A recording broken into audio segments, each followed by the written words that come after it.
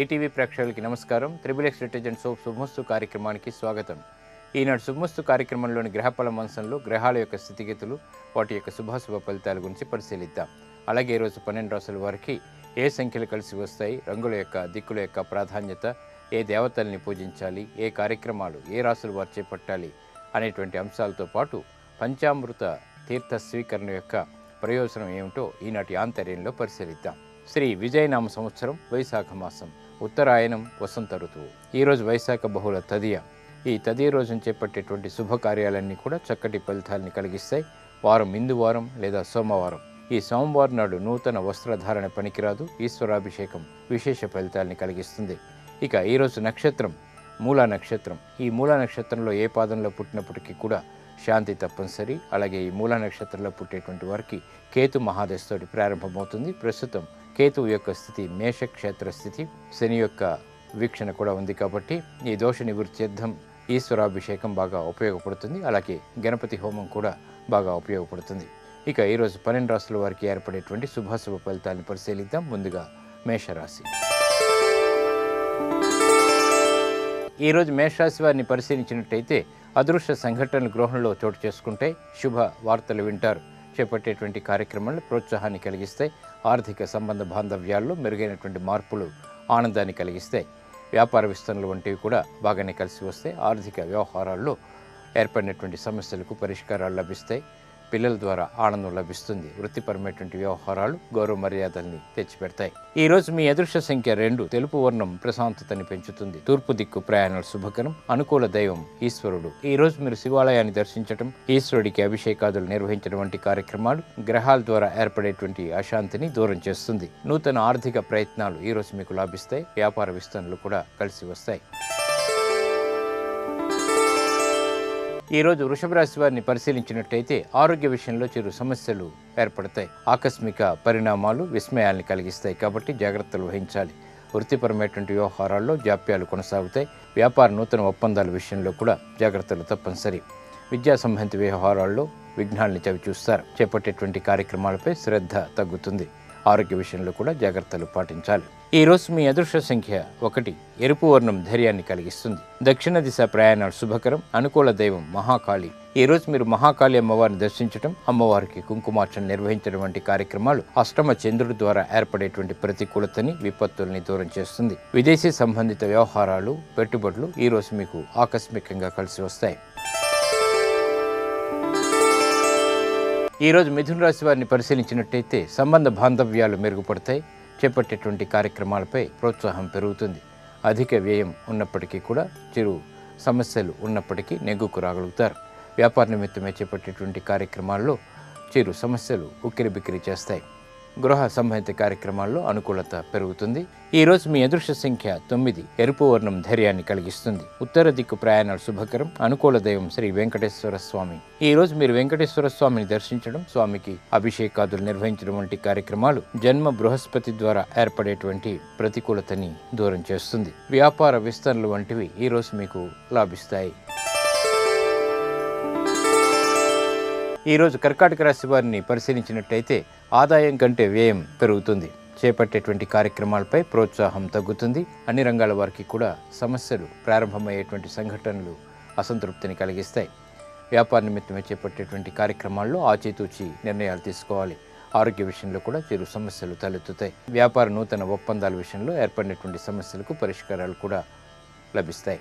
ఈ రోజు మీ అదృష్ట సంఖ్య 1. తెలుపు వర్ణం ప్రశాంతతని పెంచుతుంది. తూర్పు దిక్కు ప్రయాణాలు శుభకరం. అనుకూల దైవం ఆంజనేయ స్వామి. ఈ రోజు మీరు ఆంజనేయ స్వామిని దర్శించడం, స్వామికి అభిషేకాదులు నిర్వహించడం వంటి కార్యక్రమాలు అర్ధాశ్రమ శని రాహుల ద్వారా, షష్ఠ చంద్రుడి ద్వారా ఏర్పడేటువంటి ప్రతికూలతని దూరం చేసి విజయాలను దగ్గర చేస్తుంది. ఉద్యోగ సంబంధిత ప్రయత్నాలు ఈ రోజు మీకు ఊరట కలిగిస్తాయి.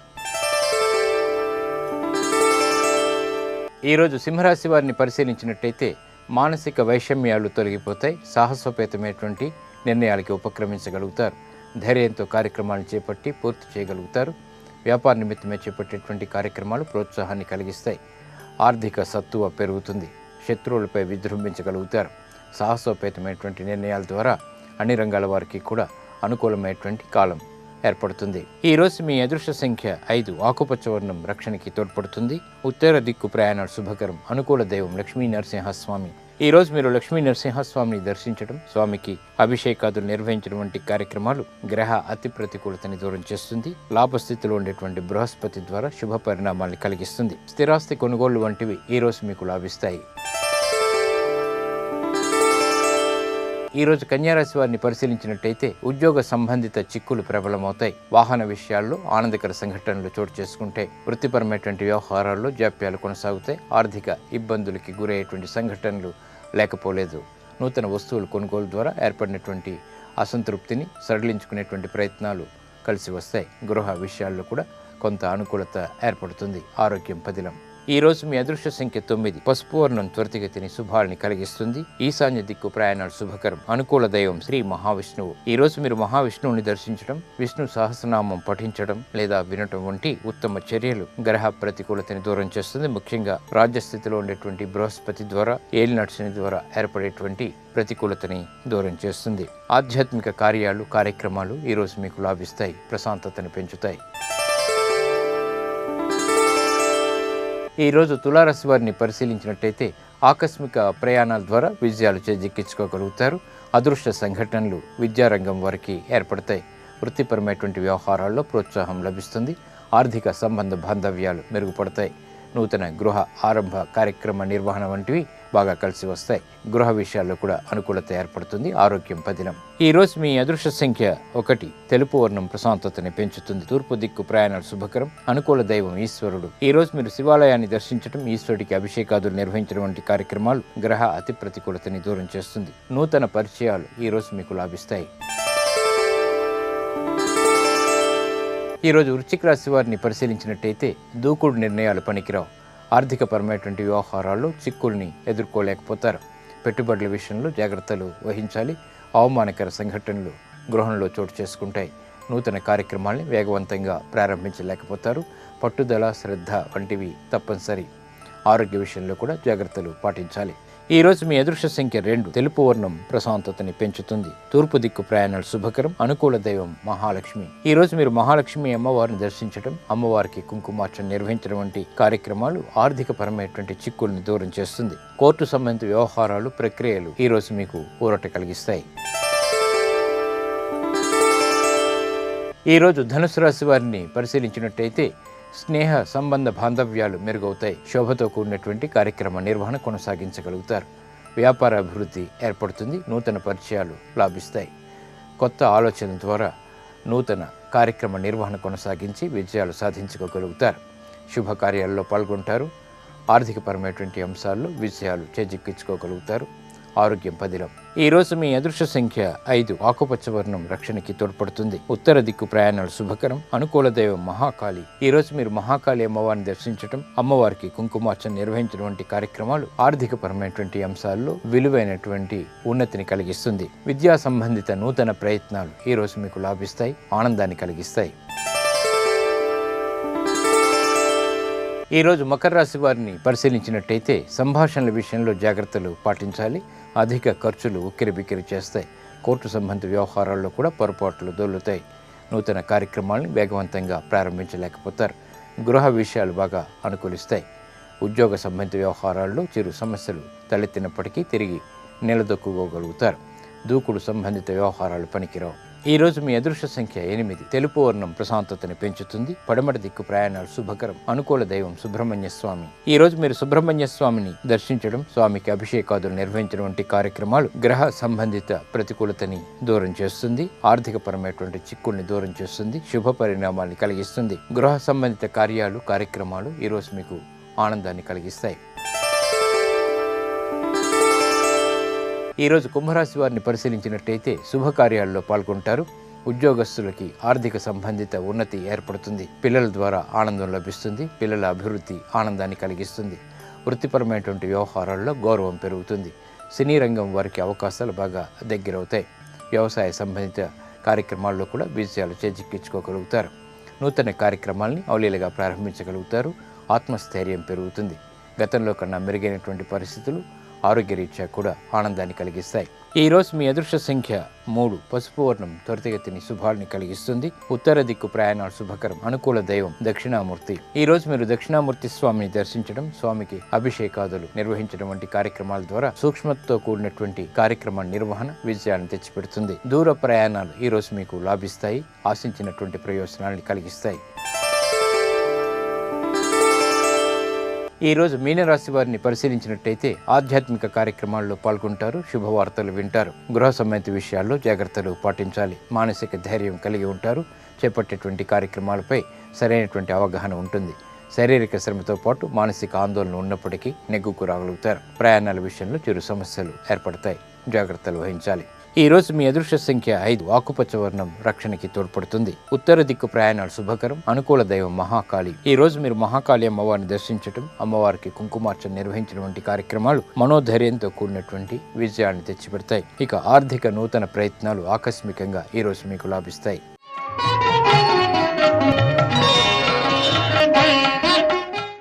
దైవారాధనలో షోడశోపచారాల్లో పంచామృత స్నానం చాలా విశేషమైనది. స్నానానంతరం తీసుకునేటువంటి పంచామృత తీర్థం ఇంకా విశేషమైనది. ఆ తీర్థం యొక్క ప్రయోజనం ఏమిటి, విశిష్టత ఏమిటో పరిశీలిద్దాం. దైవానికి సంబంధించిన షోడశ ఉపచారాల్లో పంచామృత స్నానానికి ప్రత్యేక స్థానం ఉంది.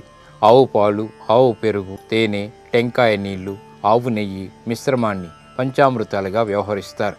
పంచామృతాలు దేహానికి తుష్టిని, పుష్టిని, అనేక పోషక పదార్థాలని సమకూరుస్తాయి. ఈ పవిత్ర ద్రవ్యాల్ని దైవానికి సమర్పించడం ద్వారా దైవానుగ్రహంతో పాటు ఆరోగ్యం, తేజస్సు, ఓజస్సు, సకల శ్రేయస్సులు సిద్ధిస్తాయని చెప్తారు. పంచామృత తీర్థంలో ఉండేటువంటి ఆవు పాలలో సమగ్ర పోషక పదార్థాలు ఉంటాయి. ఆవు పాలని స్వీకరించడం వల్ల మేధస్సు, ధారణా శక్తి పెరుగుతాయి. పెరుగు వల్ల దేహానికి పుష్టి చేకూరుతుంది. నెయ్యిని స్వీకరించడం వల్ల ఉదర సంబంధిత వ్యాధులు నివారితమవుతాయి, జీర్ణశక్తి పెరుగుతుంది. తేనె స్వీకరణ వల్ల హృదయానికి మేలు చేకూరుతుంది. నారికేల జలం వల్ల శరీరానికి చలవ చేకూరుతుంది, దేహానికి బలాన్ని చేకూరుస్తుంది. పంచామృతాల్ని తీర్థంగా స్వీకరించడంలో ఆధ్యాత్మిక పరమార్థం, వైజ్ఞానిక ఆంతర్యాలు ఇమిడి ఉన్నాయి. ఇది ఉత్తమ ఫలితాలని కలిగిస్తుంది. ఇవి ఈనాటి శుభమస్తు కార్యక్రమంలోని గ్రహబల మంచంలోని విశేషాలు. ఇప్పుడు గృహబల మంచంలో వాస్తు విశేషాలు తెలుసుకుందాం.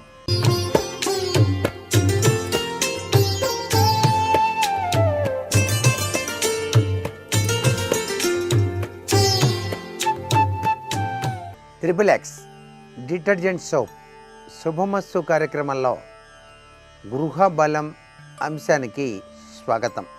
ప్రతి మానవుడి యొక్క జీవితంలో పుట్టిన దగ్గర నుంచి గిట్టేంత వరకు కూడాను గ్రహ నక్షత్రాల యొక్క ప్రభావం పనిచేస్తూనే ఉంటుంది. అయితే ఈ గ్రహ నక్షత్ర ప్రభావాలు పనిచేస్తూ ఉన్నప్పుడు వీటిని శాసించేటువంటి అధికారం ఎవరికి ఉన్నది అని ఆలోచన చేస్తే గ్రహ నక్షత్ర మాలికాధరుడైన పరమేశ్వరునికే ఉన్నది. అందుచేతనే ప్రతి ఒక్క పనిలో కూడాను శివ ఆరాధన అనేది ప్రముఖ పాత్ర వహించింది. గృహ నిర్మాణ సమయంలో కూడాను శివారాధన చేసి భూసూక్తం చదివి గృహ ఆరంభం చేయటం, శివానుగ్రహంతో గృహం త్వరగా నిర్మాణం పూర్తి కావాలి అని చెప్పేసి భావించటం, నవధాన్యాలను శంకుస్థాపన సమయంలో వేసేటప్పుడు కూడాను ఆ మంత్రోచ్చరణ ప్రభావంలో శివ పరమాత్మను ధ్యానం చేయటం జరుగుతూ ఉన్నది. అందుచేత గ్రహ నక్షత్ర మాలికాధరుడైనటువంటి పరమేశ్వరుని ఏ గృహంలో అయితే నిత్యం కూడా ఆరాధన చేస్తామో ఆ గృహం ఎప్పుడూ కూడాను చక్కటి యోగవంతమైనటువంటి తత్వాన్ని ప్రసాదిస్తుంది. ఒకవేళ ఇంటిల్లిపాదికి కూడా గ్రహాల రీత్యా ఏదైనా సరే నష్టములు వాటిల్లేటువంటి సూచనలు ఉన్నప్పటికీ ఇంటిలో గనక శివార్చనా తత్వంలో కూడినటువంటి ఆరాధనా శైలి గనక నిత్యం కూడాను పాటించినట్లయితే ఆ యొక్క దుష్కర్మల ప్రభావం నుంచి మానవుడు బయల్పడి వాస్తుశాస్త్రరీత్యా కూడా సంభవించేటువంటి విపత్కర తత్వాల నుంచి కూడాను ఆనందకరమైన జీవితాన్ని పొందటానికి ఆస్కారం ఉంది. అందుచేత ఇక్కడ శివుడు ఆశుతోషుడు కాబట్టే ఈశాన్య మూల ప్రతి ఇంట్లోనూ కూడా పరిశుభ్రంగా ఉంచాలి అన్న సూత్ర ప్రాతిపదికను ఆచరించాలి. శివుడికి ప్రీతివంతమైనటువంటి వారం సోమవారం కాబట్టి ఈ సోమవారం వారాల్లో అత్యధిక ప్రాధాన్యత సోమతత్వాన్ని ప్రసాదిస్తుంది కాబట్టి చంద్రశేఖర తత్వం సోమవారం చంద్రుడికి కూడాను విశిష్టవంతమైంది కాబట్టి ఇక్కడ చంద్రశేఖరుడు పరమేశ్వరుడు, చంద్రుడు మనఃకారకుడు కాబట్టి మనసు హాయిగా ఆనందంగా ఉండాలి అంటే తప్పనిసరిగా ఆ చంద్రశేఖరుని ధ్యానం చేయాలి. అంతేకాకుండా ముఖ్యమైనటువంటి కార్యక్రమాలు బ్యాంక్ అకౌంట్లు ఓపెన్ చేయాలంటే సోమవారం చాలా మంచిది. అలాగే ముత్యం, స్ఫటికం, నూతులు, కాలువలు, చెరువులు ఇవన్నీ త్రవ్వించడం కూడా సోమవారం నాడు ప్రారంభించడం సర్వోత్తమ తత్వాన్ని ఇస్తుంది. జలం, ఉపనయనం, భూమి, పైకప్పులు, సంగీత, నృత్య, నాటకాలు, స్తంభ ప్రతిష్టలు, భూసంబంధమైన కార్యాలు, వెండి వస్తువుల్ని కొనుగోలు చేయటం, తెల్లని వస్త్రాలు ధరించడం, ముత్యాలు, ముత్యాల ఆభరణాలు ధరించడం, నృత్యాది కళలు ప్రారంభించడం ఇవన్నీ కూడా వారాల్లో సోమవారానికి ఉన్నటువంటి విశిష్ట లక్షణంగా చెప్పాలి. సోమవారం నాడు మీ ఇంటి ముంగిట గనక మారేడు చెట్టు గనక ఉన్నట్లయితే ఆ చెట్టుకు చెంబెడు నీళ్లు పోసి 3 ప్రదక్షిణాలు చేయండి. పరమేశ్వరుని యొక్క దివ్యానుగ్రహ సంపత్తి మీకు తప్పనిసరిగా లభ్యపడి తీరుతుంది. అంతేకాకుండా సోమవారం నాడు శివునికి ప్రీతివంతమైనటువంటి తుమ్మి పూలు, తెల్ల జిల్లేడు పూలు స్వీకరించి వాటిని పరమేశ్వరుడికి కనుక భక్తిభావన స్ఫూర్తితో కనుక సమర్పించినట్లయితే మీ గృహ క్లేశాలు ఏమైనా ఉంటే అవన్నీ కూడా పటాపంచలైపోతాయి. పరమేశ్వరుడు వైద్యనాథుడు కాబట్టి సోమవారం నాడు అభిషేకార్చన చేసినటువంటి తీర్థాన్ని ఇంటిల్లిపాదికి కనుక మీరు చక్కటి భక్తిభావన స్ఫూర్తితో కనుక ఇచ్చినట్లయితే, వాళ్ళు స్వీకరించినట్లయితే ఆరోగ్యప్రదమైనటువంటి జీవితాన్ని పొందటానికి ఆస్కారం ఉంది. శివాలయ దర్శనం సోమవారం నాడు తప్పనిసరిగా చేసుకోవాలి అనేటువంటి నియమాన్ని ఇంటి పెద్ద కానీ ఇంటిలో ఉన్నవారు కానీ ఆచరించినట్లయితే సర్వత్రా కూడాను పరమేశ్వరానుగ్రహ ప్రాప్తి కలిగి తీరుతుంది. జ్ఞానతత్వంలో వాళ్ళు జీవితాన్ని గడపడానికి ఆస్కారం ఎంతగానో ఉంటుంది. శివానుగ్రహం చేత జ్ఞానప్రాప్తిని పొందటానికి మీకు వీలైతే సోమవారం ఉదయం నుంచి సాయంత్రం వరకు ఉపవాసం ఉండండి. ఉపవాసం ఆరోగ్యకరమైనటువంటి జీవితాన్ని ప్రసాదించడమే కాకుండా సాయం సంధ్యా సమయంలో పరమేశ్వరుని అర్చించి నైవేద్యాలు పెట్టి ఆ యొక్క నైవేద్య తత్వాన్ని మీరు ఆరగించినట్లయితే తప్పనిసరిగా వైద్యనాథుడు, ఆశుతోషుడైనటువంటి పరమేశ్వరుడు సకల సుఖాల్ని, ఆయుష్ను, ఆరోగ్యాన్ని పెంపొందింపచేస్తాడు. నేటి వాస్తు సందేహాన్ని కనుక పరిశీలన చేసినట్లయితే వాస్తుశాస్త్రరీత్యా తూర్పు దిశలో వాస్తు దోషం ఉన్నది.